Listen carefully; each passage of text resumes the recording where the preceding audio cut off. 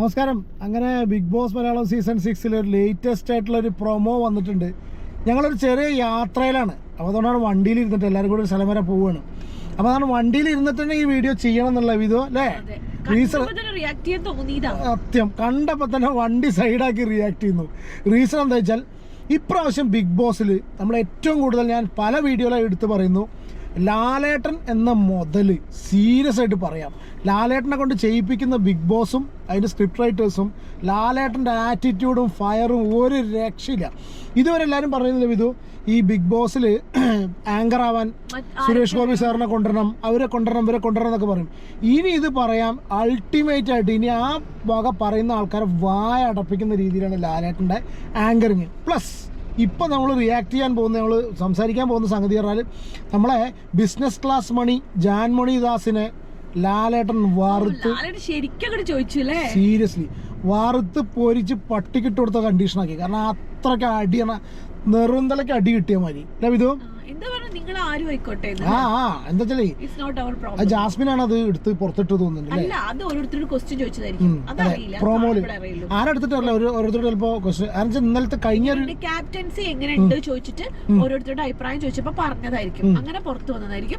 അതിന് വേണ്ടി വെയിറ്റ് ചെയ്യായിരിക്കും ലാലേട്ടനും ടീമൊക്കെ. അതെ അതെ അതെ പറയാൻ വേണ്ടിട്ട്. അതെ, കാരണം എന്താ വെച്ചാൽ ഇന്നലത്തെ പ്രൊമോയിൽ തന്നെ വളരെ ക്ലിയർ ആയിട്ട്, എപ്പിസോഡിൽ തന്നെ വളരെ ക്ലിയർ ആയിട്ട് നിങ്ങളുടെ അടുത്തേക്ക് ഞാൻ വരുന്നുണ്ട് പറഞ്ഞൊരു സൂചന വെച്ചിരുന്നു. ആ സ്ത്രീക്ക് അത് ആവശ്യമാണ്. സീരിയസ് ആയിട്ട് എന്തൊരു ശപിക്കലായിരുന്നു, ശപിക്കുക ജാൻമണി ദാസ് എന്നൊക്കെ പറഞ്ഞിട്ടുള്ള വർത്താനോ. എന്താ ഇങ്ങനൊരു ശാപവാക്ക് പറയാന്ന് പറഞ്ഞിട്ടുണ്ടെങ്കിലല്ലോ, കാരണം നമുക്ക് കാണുമ്പോ തന്നെ സത്യം പറയാലോ, നമ്മുടെ ഒരു സ്വഭാവം വെച്ചിട്ട് മോന്തക്കുറ്റിക്ക് രണ്ടാണ്ട് കൊടുക്കും. പിന്നെ ശാപത്തിന്റെ മാത്രമല്ല അഹങ്കാരം, എന്തോ എല്ലാം തികഞ്ഞ ഒരാളാന്നുള്ള അഹങ്കാരം ഭയങ്കര എന്തോ വലിയ ആളാന്നുള്ള. അതിനെന്താ അറിയോ ഇത്, ഇവരുടെ പ്രൊഫൈലിൽ തന്നെ വളരെ ക്ലിയർ ആയിട്ട് പറഞ്ഞിട്ടുണ്ട്. ഇവർക്ക് ഏകദേശം 370ഓളം സെലിബ്രിറ്റീസിന്റെ മേക്കപ്പ് ആർട്ടിസ്റ്റ് ആയിരുന്നു അതുകൊണ്ട് പ്ലസ് അതുകൊണ്ട് സ്വയം മനുഷ്യനൊരു അഹങ്കാരം തോന്നുന്ന സിറ്റുവേഷനാണ് പറഞ്ഞത്. കാരണം അങ്ങനെ ഒരു ബിൽഡപ്പ് കൊടുത്തിട്ട് കൊണ്ടുവന്ന ഒരാളാണ് ജാൻമണി ദാസ്. അപ്പോൾ സ്വാഭാവികമായിട്ട് ഞാൻ പല വീഡിയോയിലും പറഞ്ഞിട്ടുണ്ട്, ബിഗ് ബോസിൽ വരുന്ന എല്ലാവർക്കും ഈ മലയാളം ഫിലിം ഇൻഡസ്ട്രിക്ക്, മോളിവുഡിലേക്ക്,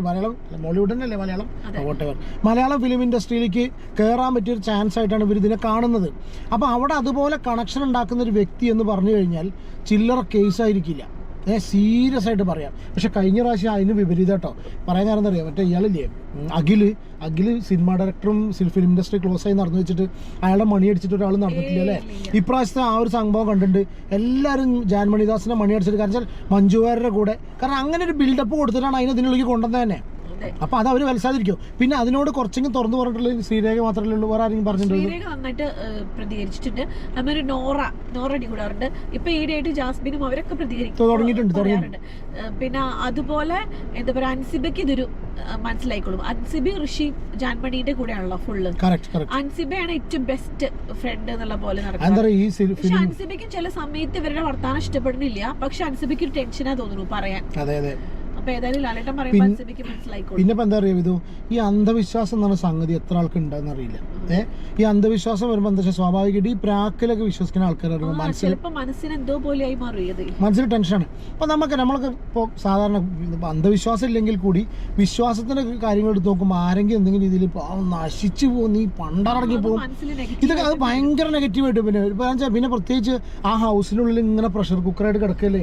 നമുക്ക് എന്താ അറിയോ മനസ്സിലാക്കേണ്ട ഒരു സംഭവം എന്താ വെച്ചാൽ പുറത്തൊരുപാട് നമ്മളെ സ്വന്തക്കാരുണ്ട് അല്ലേ?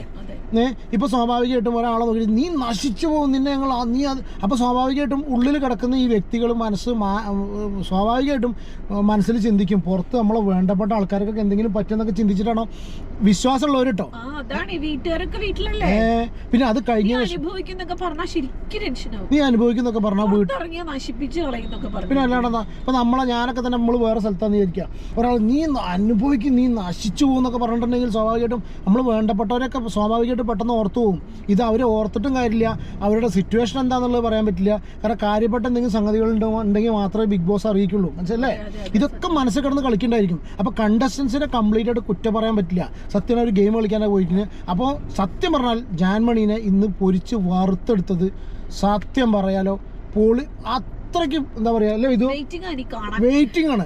ഞങ്ങൾ യാത്ര കഴിഞ്ഞിട്ട് ഏകദേശം വൈകുന്നേരം ഒരു 9 മണിയാകുമ്പോൾ എന്തായാലും വീട്ടിലെത്തണം എന്നുള്ള പരിപാടിയാണ് നിൽക്കുന്നത്. അതിലിടയ്ക്ക് എന്തെങ്കിലും സംഗതി കാണുകയാണെങ്കിൽ ഇതുപോലെ ഒന്നുമില്ലേ ഇത് അതെ. ഈ സൈഡാക്കിയിട്ടാണെങ്കിലും റിയാക്ട് ചെയ്യും. അതൊറ്റ കാര്യം കൊണ്ടാണ് കേട്ടോ കാറിൽ തന്നെ വെച്ച് ചെയ്യാനുള്ള പരിപാടി ഇത്. വേറെന്താ പ്രത്യേകിച്ചൊന്നുമില്ലല്ലോ ഇത്.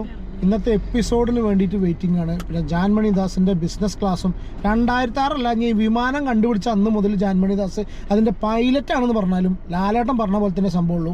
ബിഗ് ബോസ് ഹൗസിനുള്ളിൽ എല്ലാവരും ഒരുപോലെയാണ്. അവരൊരു തേങ്ങയല്ല. ബിഗ് ബോസ് ഹൗസിൽ മാത്രമല്ല, നമ്മള് മലയാളീസ്, അത് ജാൻമണി ആദ്യം മനസ്സിലാക്കണം. ഞാൻ നമ്മള് പറഞ്ഞത് മലയാളീസിന് അങ്ങനെയൊന്നും ഇല്ല. ഇനിയിപ്പോ ഏത് ബിസിനസ് ക്ലാസ് പോണ ആളാണെങ്കിലും ആരാണെങ്കിലും ഒക്കെ ഒന്ന് തന്നെ, സത്യം അത്രേ ഉള്ളൂ. അപ്പുറത്തേക്കൊന്നുമില്ല. നമ്മൾ റെസ്പെക്ട് കൊടുക്കേണ്ടവർക്കേ കൊടുക്കൂ മലയാളീസ്. അവർക്ക് ആ ഒരു റെസ്പെക്ട് എന്താ പറയുക, അവർ പുറത്തുനിന്നൊക്കെ വന്നിട്ട് ഈ റെസ്പെക്ട് കിട്ടിക്കഴിയുമ്പോൾ അവർ മലയാളീസിനാണ് മലയാളികളെ കേരളക്കാരെ മലയാളികളെ അണ്ടർ എസ്റ്റിമേറ്റ് ചെയ്തു. കാരണം എന്താ അറിയോ, മലയാളികൾക്ക് ഒരു പ്രത്യേകത ഉണ്ട്. ഞാൻ നല്ല രീതിയിൽ വേണമെങ്കിൽ എടുക്കാം, മോശം രീതിയിൽ എടുക്കാം. നമ്മളൊരാളെ ഇഷ്ടപ്പെട്ട് കഴിഞ്ഞാൽ ഒരുപാട് പൊക്കി അടിക്കും അല്ലേ ഇതോ, നമ്മൾ നല്ലോണം അവർ പൊന്തിക്കും. പക്ഷെ ദ മോമെന്റ് ആ വ്യക്തി നേരെ തിരിഞ്ഞു, അല്ലെങ്കിൽ മെയിനായിട്ട് മലയാളികൾ ഏറ്റവും കൂടുതൽ മലയാളികൾ, ഞാൻ പുറത്ത് ഗൾഫിലൊക്കെ യാത്ര ചെയ്തുകൊണ്ട് പറയണം, നമ്മൾ അവിടെ ആയതുകൊണ്ട് പറയണം, മലയാളികൾക്ക് ഭയങ്കര വിനയമായിരിക്കും പൊതുവെ. അതുകൊണ്ടാണ് ഗൾഫിലൊക്കെ ഒരുപാട് ഹൈ പൊസിഷനിൽ മലയാളികൾ എത്തുന്നത്. എന്നിട്ട് എന്ത് സംഭവിക്കും, ഈ വിനയം ഭയങ്കരമായിരിക്കും. അതേപോലെ വിനയമുള്ള ആൾക്കാർ മലയാളികൾക്ക് ഭയങ്കര ഇഷ്ടമാണ്. ഹമ്പിളായിട്ടുള്ള ഡൗൺ ടു എർത്ത് ആയിട്ടുള്ള ആൾക്കാരെ മലയാളികൾ എന്നും റെസ്പെക്ട് ചെയ്യും. പക്ഷെ ദ മൊമെൻറ്റ് ഇവർ തലയ്ക്ക് കയറിയിട്ട് ഈ കളി കളിക്കാൻ തുടങ്ങുക, അവർക്ക് അഹങ്കാരം, സ്പെഷ്യലി അഹങ്കാരം വന്നു എന്ന് കണ്ടു കഴിഞ്ഞാൽ എടുത്ത് വാരി നിലത്തടിക്കാൻ മലയാളികളെ കഴിഞ്ഞിട്ടേ ഒരാളുള്ളൂ. കാരണം എന്താ വെച്ചാൽ അത് നമ്മൾ പല ആൾക്കാരുടെ കേസിലും കണ്ടാണ്. ഞാൻ തന്നെ ഇതിന് മുന്നേ ഒരു വീഡിയോയിൽ പറഞ്ഞു ചെയ്തു, പ്രിയവാര്യയുടെ കേസ് അറിയില്ലേ.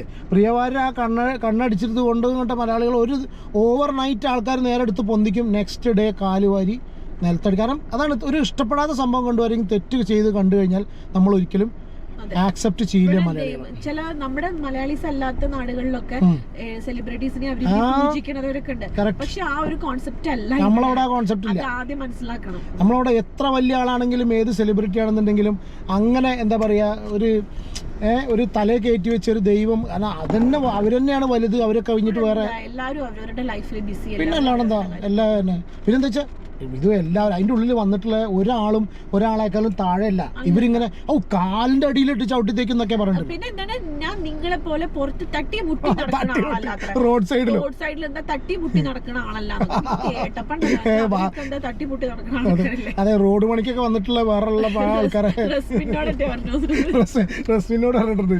അല്ലെങ്കിൽ റസ്മി അതെന്താ പറയാനറിയോ, അല്ലേ അവരെ കണ്ണിൽ റസ്മിൻ ഒക്കെ പറഞ്ഞാൽ ചിലപ്പോൾ പക്ഷെ അവർ കോൺസെപ്റ്റ് ഉദ്ദേശിച്ചത് കോമഡർ എന്നൊക്കെ ഉദ്ദേശിച്ചിട്ടുണ്ടെങ്കിൽ റോഡ് പണിക്ക് വന്നിട്ടുള്ള ആൾക്കാരൊക്കെ ഉണ്ടല്ലോ റോഡ് സൈഡിൽ. അത് പറയാൻ പാടില്ല. ഞാൻ അവരുടെ അല്ല, ഞാൻ കറക്റ്റ് അല്ലായിരുന്നു ഇത് ഉദ്ദേശം. എന്താ പറയുക, അവരുടെ കോൺസെപ്റ്റ് പറഞ്ഞാട്ടോ, നമ്മളതിൽ പറഞ്ഞല്ലോ ഇത് അവരുടെ കണ്ണിലേ മനസ്സിലായോ. അവർ ആ ഒരു രീതിയിലാണ് കാണുന്നത് റോഡ് സൈഡിൽ. അവർ അതിനല്ലേ പറഞ്ഞത്, ഞാൻ ആ ഒരു കോൺസെപ്റ്റിൽ പറഞ്ഞല്ല. അവർ ആ ഒരു രീതിയിലാണ് അവർ ഈ റസ്മിനെ പോലും പറഞ്ഞിട്ടുള്ളത്. അതൊന്നും ഒരിക്കലും എന്താ പറയുക, എന്താണെന്നുണ്ടെങ്കിലും ജാൻമണി ഫ്രൈ ഞങ്ങൾ എന്ത് വന്നാലും എവിടെയാണെങ്കിലും അധികം പുറത്തുനിന്നും ഭക്ഷണം കഴിക്കാതെ ഇന്ന് ജാൻമണി ഫ്രൈ ലാലേട്ടൻ്റെ കൂടെ ഡിന്നർ വിത്ത് ലാലേട്ടൻ സ്പെഷ്യൽ ഡിഷായിട്ടുള്ള ജാൻമണി ഫ്രൈ കഴിക്കുവാൻ എന്ത് വന്നാലും വീട്ടിലെത്തും അല്ലേ വിധോ. അപ്പോൾ അടുത്തൊരു വീഡിയോയിൽ കാണാം.